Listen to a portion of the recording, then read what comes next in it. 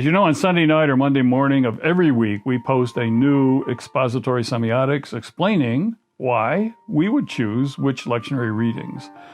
But in these readings, our dream is, and our desire is, to help you read the signs and fondle the details and spot the seminal metaphors, the condensed signs and the stories that are key for preaching to a digital culture. So strap on your seatbelt and join us as we prospect our passages for today. This is LenTalk for the 25th of June, 2023. And today we're going to be talking about mirrors and icons. And this comes from the gospel reading for the lectionary passage, Matthew 10:24-39. And this is a passage that portions of it are really familiar. They've been kind of separated from each other. But I want to just focus on the last few verses, beginning at verse 34. Do not think that I've come to bring peace to the earth. I have not come to bring peace, but a sword. For I have come to set a man against his father, and a daughter against her mother, and a daughter-in-law against her mother-in-law, and one's foes will be members of one's own household. Whoever loves father or mother more than me is not worthy of me. And whoever loves son or daughter more than me is not worthy of me. And whoever does not take up the cross and follow me is not worthy of me. Those who find their life will lose it, and those who lose their life for my sake will find it. Whoa. I mean, what a passage. And we need to understand this passage. I mean, the Prince of Peace came bringing a sword. We're familiar with that image. We're also, you want to find your life, you lose it. And it's right here. But what is the context? And the context is, what defines you? What gives you your identity? Up until Jesus, I mean, we have in the culture, it was your father, your family, your tribe, your location that gave you your identity. Jesus of Nazareth, Augustine of Hippo, Saul, Paul of Tarsus. All right. But you're defined by your place, and you were defined by your parentage, especially your father. The father had life or death control over the family. And you took your father's trade when you were 14 in Jesus' day. This is when you took your father's trade. You didn't get a choice. I'll think, what would I like to be when I grow up? Oh, I've always dreamed of being this. No. Your father determined what you would do. Your father determined who you would marry. It was all arranged by the father. The father had total control. And Jesus broke the hold, the straitjacket. Today we call it patriarchy. Jesus broke it and created a new identity and a new family based on something other than your place and your parentage. So what is it that determines your identity? Is it parents' place or personal? Today it's personal preference, or is it God? And this is where this incredible passage, you lose your life to find it, is so important.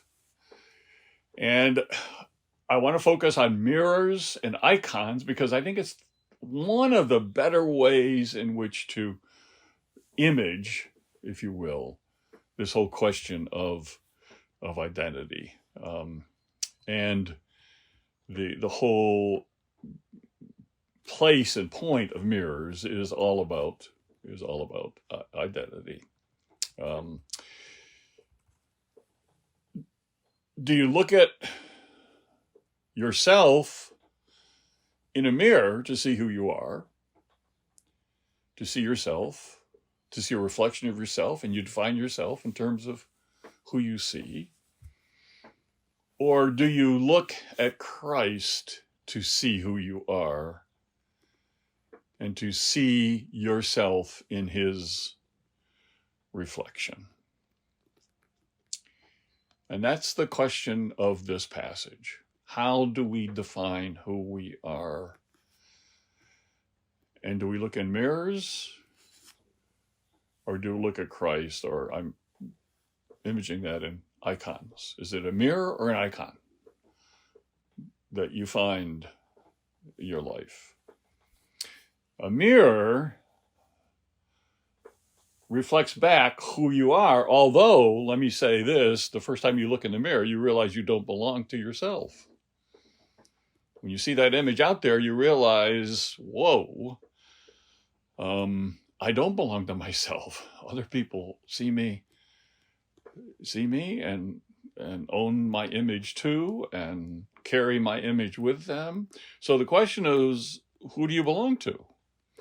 Do you belong to others? Do you belong to yourself? Or do you belong to God? And that's the question phrased in this mirror versus icon antinomy I'm trying to portray here. You don't have icons until basically in the Christian tradition until the 4th centuries when they started using icons. Although there are some historians that argue that the catacomb paintings, especially the ones of Jesus the Good Shepherd, you have the fish, you have a lot of Jonah stuff going on because of the resurrection. You have the orant, which is the initial posture prayer that you see in the icons that the early church adopted. So some argue that these are icons that were from the very beginning. But it's hard, it's always been, and up until recently in history, it's been hard to see yourself because you didn't have glass mirrors. You didn't have mirrors as we know them. You had pools of water where you could see yourself a little bit. You had the initial looking glass were chamber pots of urine where you look down and you could see yourself there, which is a whole other story in and of itself. And then you have metals where you would see yourself, but all these things, when they did start making mirrors of these metals, because you couldn't make mirrors of the water or the chamber pots, mirrors were small, they were rare, they were dark, and they were expensive. Up until the late 16th century, we're talking about the late 16th century now, we have evidence that somebody sold a wheat field for one little mirror and thought they got a deal. They got a bargain, that they sold their whole wheat field and got a mirror, and they were so excited that they were able to get a mirror for that, for their wheat field. You have here in the Bible a reference to mirrors. In one of the early ones is in Exodus, the 8th chapter. He made the laver of bronze and its base of bronze from the bronze mirrors of the serving women who assemble at the front door of the tabernacle of meeting. That's Exodus 38:8. So the mirrors being referred to here were fashioned by donations by the women who served at the entrance to the tent of meeting. Did you know that there were kind of both the tabernacle, the tent of meeting, and the temple had Vestal virgins, if you will. The laver of bronze was a large basin used by the priests to wash their hands. And then in the temple time, it was huge. But here, it's just a large basin, and they would wash their hands and feet before entering the sanctuary. And the mirrors that were contributed by these serving women were used to make the laver. and they were a symbol of the women's devotion, these women's devotion to God. And the women who, you say, what did these women do, who were served at the front of the tent of meeting? Well, they prepared food, they cleaned the place, they cared for children, they introduced people as they came to the sanctuary and kind of served as hosts and information centers. And by providing their mirrors to make the labor, they were symbolizing that they gave up everything for the service of God. Now, Corinth, as some of you know already, was known for its production of mirrors in Paul's day.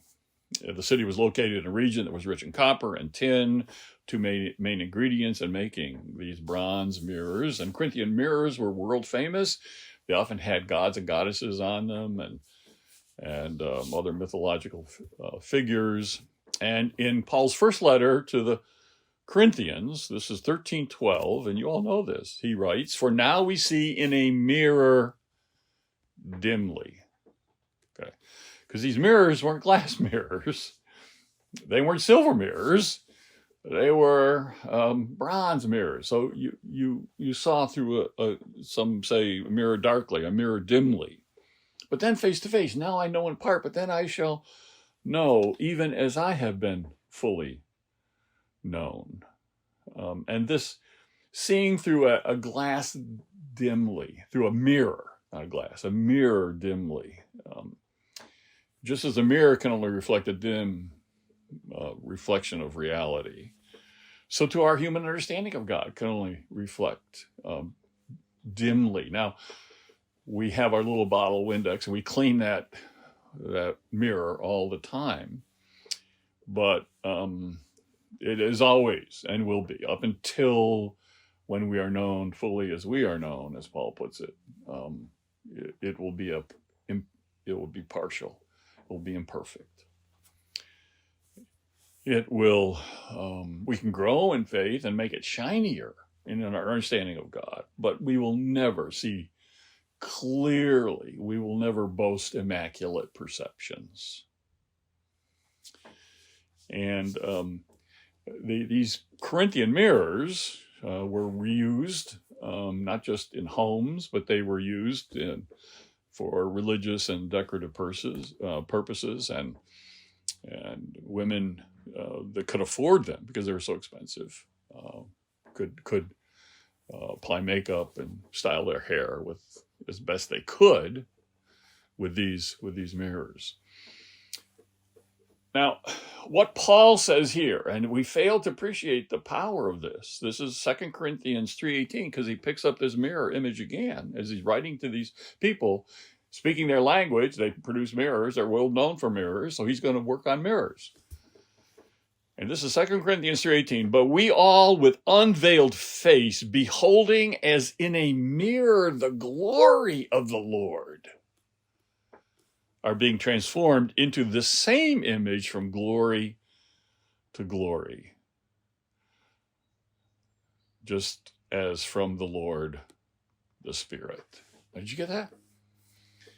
So Paul's presenting a mirror, which is really the first kind of mention of an icon here. But a mirror is not something where you look at yourself and see a reflection of yourself, but you look at the glory of the Lord. You look at Christ.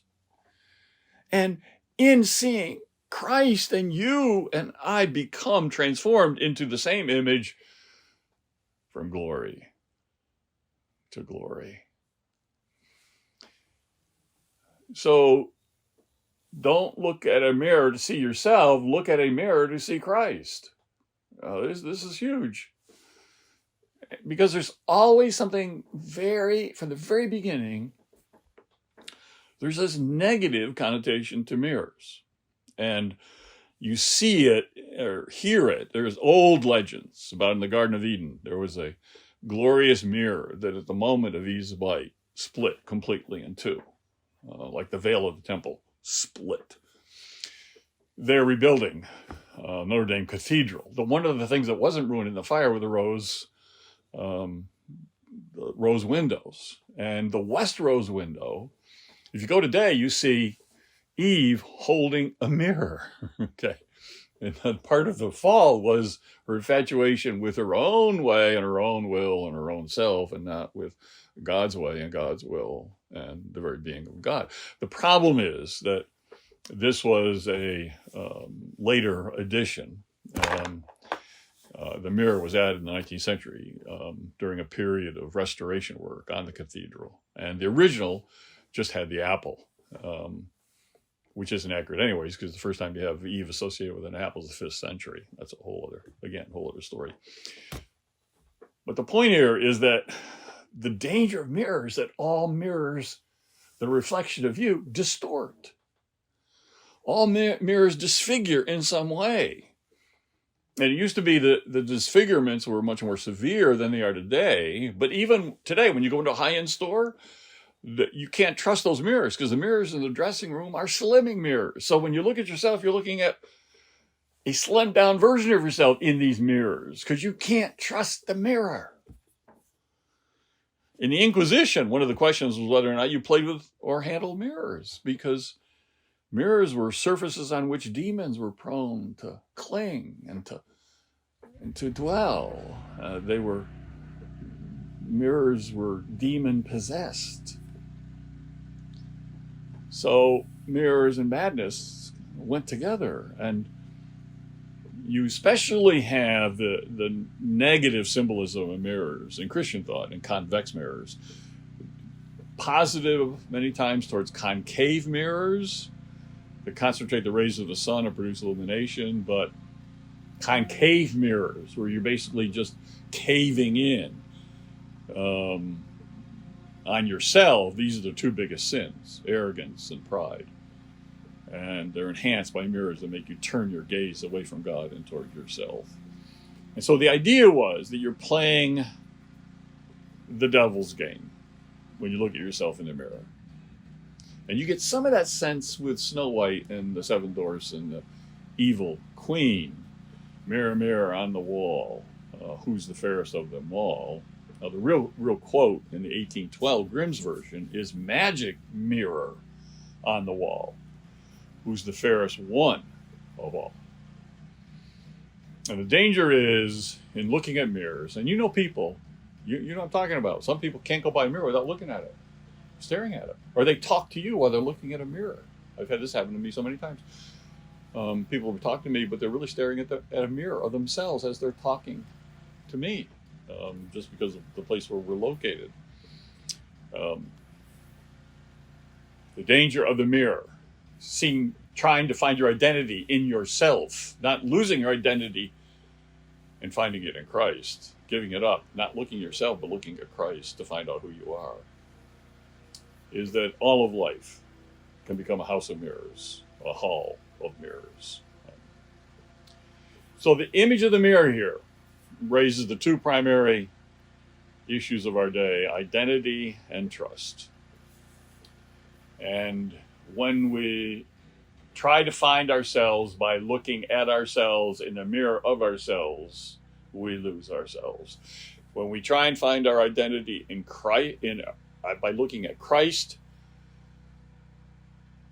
and by looking at Christ, I mean looking at the scriptures, the story of who Jesus is, looking at icons of Christ, both literally and figuratively, because each one of us is called to be an icon of Christ and of who Jesus is. Then we find ourselves. So here's the message today in this one passage from our lectionary. Get over yourself to get yourself. You want to get yourself? You want to find yourself? Get over yourself. Lose yourself in Christ. Get over yourself. You don't put yourself first.